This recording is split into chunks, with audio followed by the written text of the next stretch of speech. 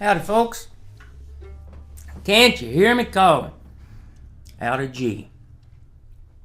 So, if you haven't ever heard of this tune, just go look it up on your favorite streaming service. Better yet, buy the record off of Discogs. Go find this song and listen to it. There's a bunch of different versions, but every single one of them is just the embodiment of blues. But mostly, I've not heard every single version, but if you're, it better be the embodiment of the blues, or you ain't playing it right, because it's about as bluesy as it can get. And so, the original was a Chubby Wise solo, who's known for just being a player who puts notes in the right places and really gets into the soul and feeling of a tune, more than just being how many notes can I put into this, which is really lovely. And you grow to appreciate more and more as you mature. So, that being said, listen to the tune and then come back. Hello again. Here is what we'll be learning. Can't You Hear Me Calling? Bill Monroe.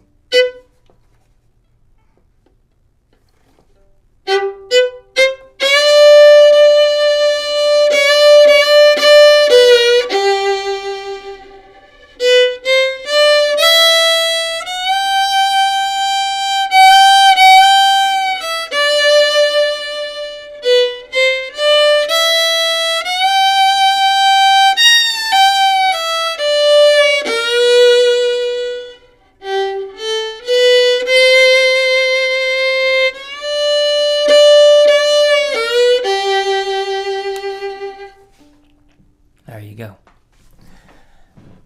So,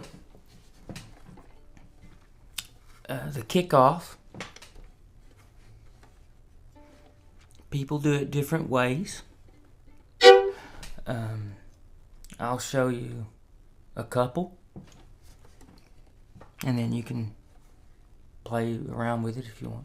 So, what I just did there was started on the G, on the 1, and just bounced it, not like super bounce, no, but just a little bit of a chunk. You don't have to do it that way. You can also just play it,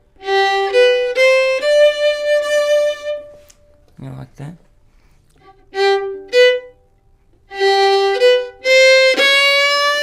Now that's our first slide right there. So it's a G, B, C, D.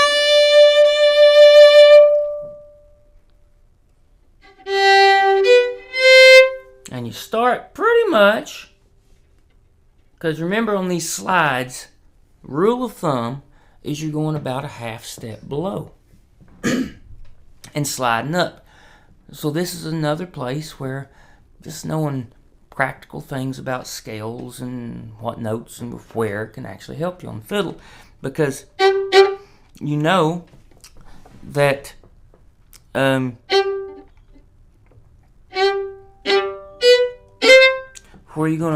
what note is going to be a half step down from D?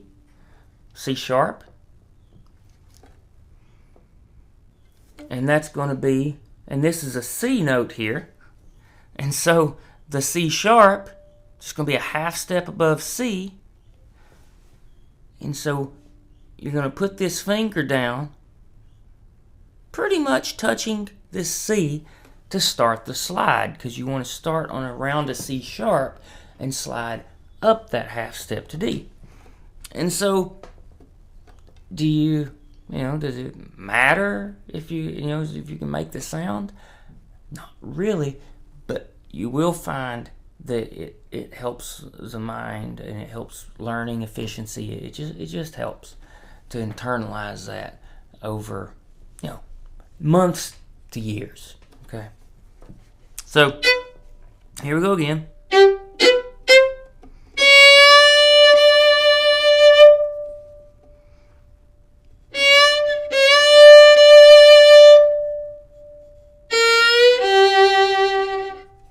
So that's 3 slides up on the D.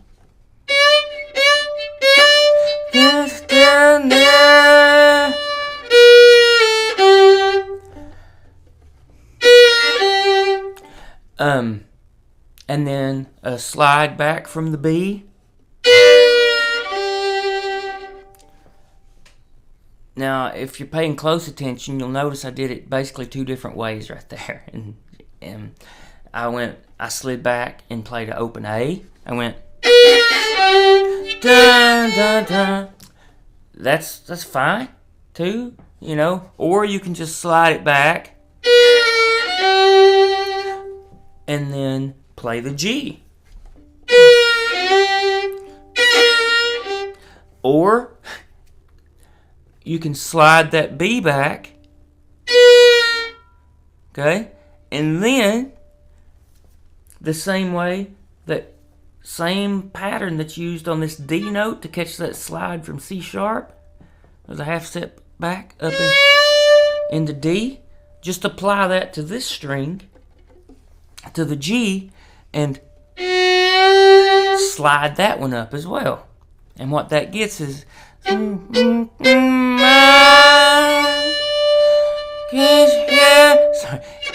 hear me calling? Okay? If you haven't, figured it out by now, like, the blues is so lovely because it's so variable, and it sounds so soulful, but you can throw your own little thing in. It can be done in subtly different ways, completely different ways, and it still sounds good. And that's why everybody loves the blues. So in general, though, what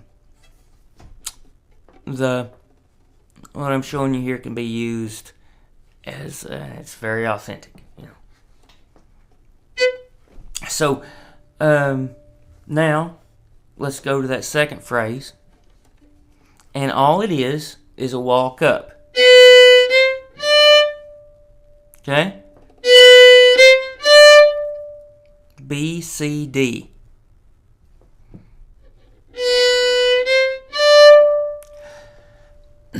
And then what I'm going to do is introduce another slide, and that's from the D to the E. Okay?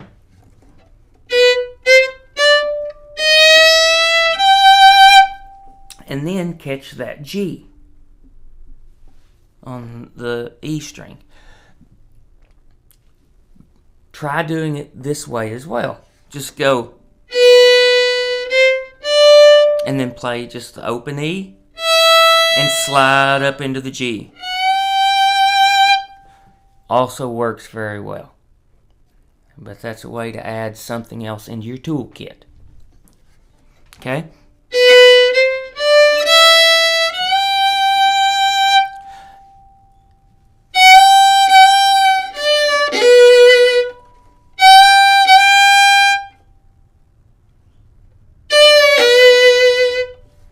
So that is just a couple slides on G.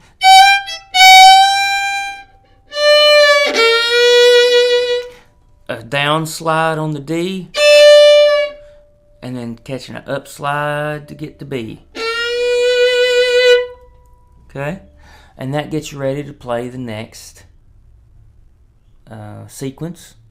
And it's just like the previous one. You just walk up.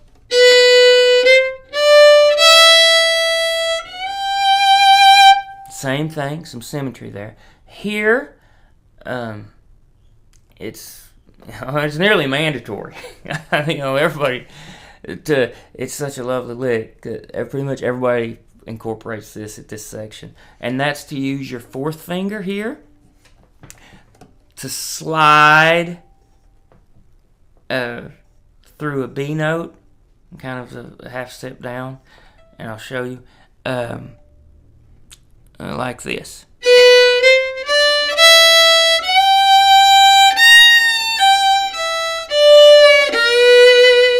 Right? Yeah. So only difference there really is that B right there. So it's up and down a little bit. You can do it other way. You could go. If you want to just slide up, in fact, I would say do it all over, or down. Just go. So it's a B, G, E, D, B. So if you just played it like that, but when you incorporate these slides, it sounds like this.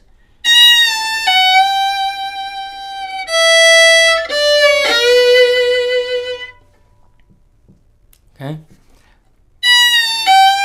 Down, up, and then down a little of your G to an E, down with a B, or down with a D, up with the G, or up with the B. Okay? And then you go over and just walk up the G scale from the 1, or from the G note, to a C note.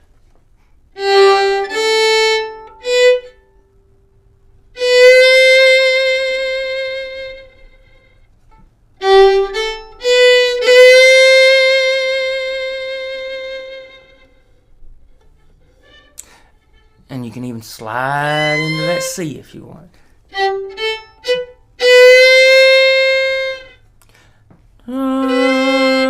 And then slide up a couple times into the D. Slide up into the B.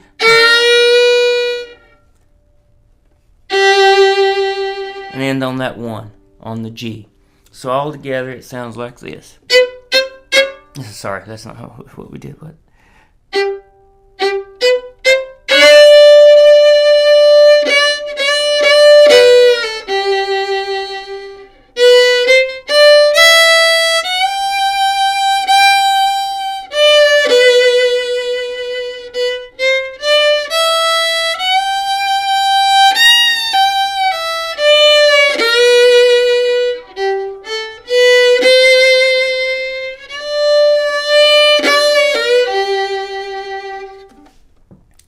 The other way to start this tune, and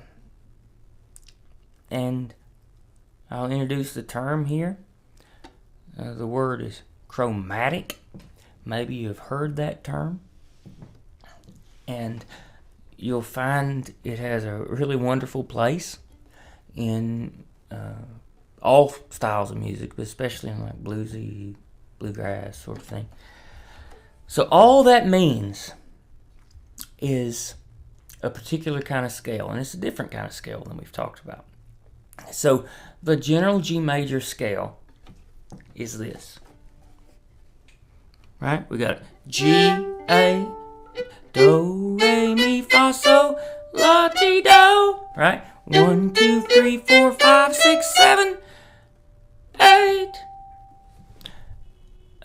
G, A, B, C, D, E, F sharp, G. Right? But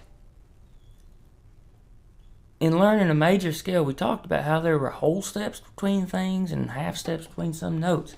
So really, look here, in between G and A, there's another note, a G sharp. So you could play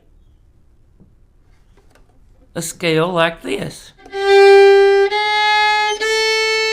And just, okay, that gets you up to the A. Just play the note in between, okay? Well, in the G scale, G major scale, you jump another whole step here from A to B. Well, what if, instead of jumping and skipping this note in between, you played that too on your way up? So we went like, starting on our G, C sharp, A. This is going to be A sharp, B flat, B. The next note up from B is a C, right? But then you jump up to a D. Well, there's a note in between this space. You know, look at there. That's a big space. There's a note in there, right? We already talked about it in the slide that you can do. Well, what if you just played it? So something like that, if you play all those notes, it would sound something like this.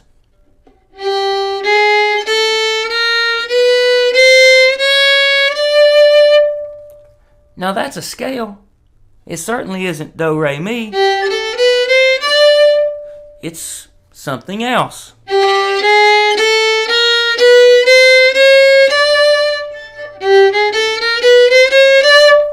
Right? Sounds a little jazzy, different. That is chromatic. Meaning when you play all the notes in between one note and the other. Now, take that with a little grain of salt. You don't have to play all the way from G, all the way up to the other G, playing every note. It just means in some portion of the scale, in some portion of the tune, you choose to incorporate all the notes in between one note and another. More or less.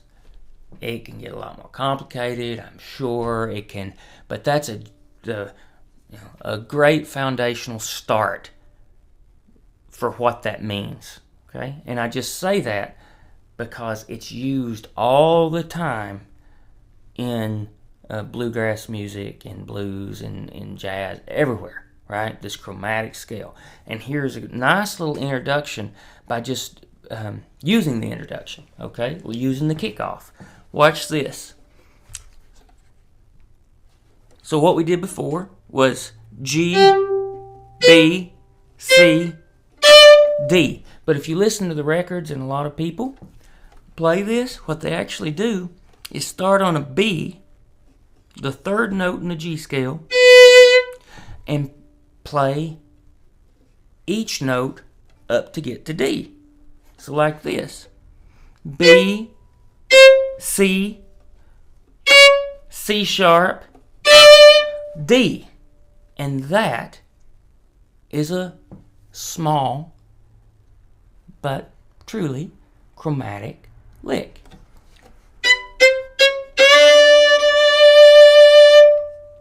Right?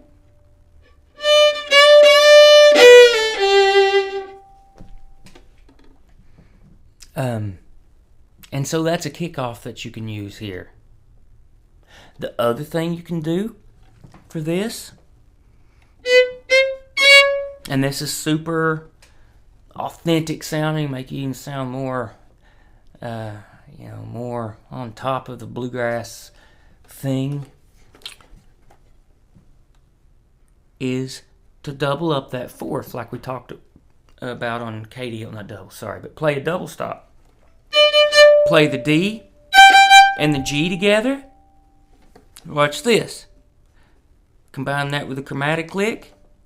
B, C, C sharp. It's just rah. And in practice, at the speed of the tunes, we are my 1, 2, 3.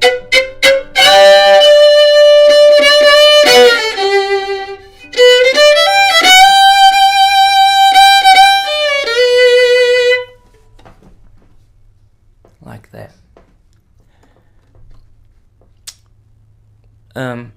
So I think that's that all those little jewels, so to speak, that you can pull out of this tune are just super helpful, and learn to hear when you're listening to these fiddle tunes and things. Listen for that, where the 3 slides down to the 1. Okay? Listen for where the 5 to 3 to 1 slide is, right? So out of G, it would be out of G, it would be, right? You might be up here. Might be here. But see how it has that pattern? Out of A, it would be,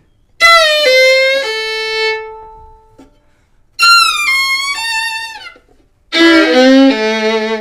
know, you'll hear it all the time. Out of, pick your favorite. Out of D. 5 slides down, 3 slides to the 1. It's over here. You hear it all the time. A, F sharp, D. And if you know other keys, or if you've if you've already incorporated some of these other finger patterns into your repertoire, use this pattern. If you haven't yet tried it on blues, so if you know C, use it. You know F, B flat, E flat, try that. Just the 1, 3, 5 sliding around, and you'll see that it will automatically add some authenticity to your bluegrass or your blues, anything incorporating that blues styling. Alrighty, guys. Thank you so much. See you next time.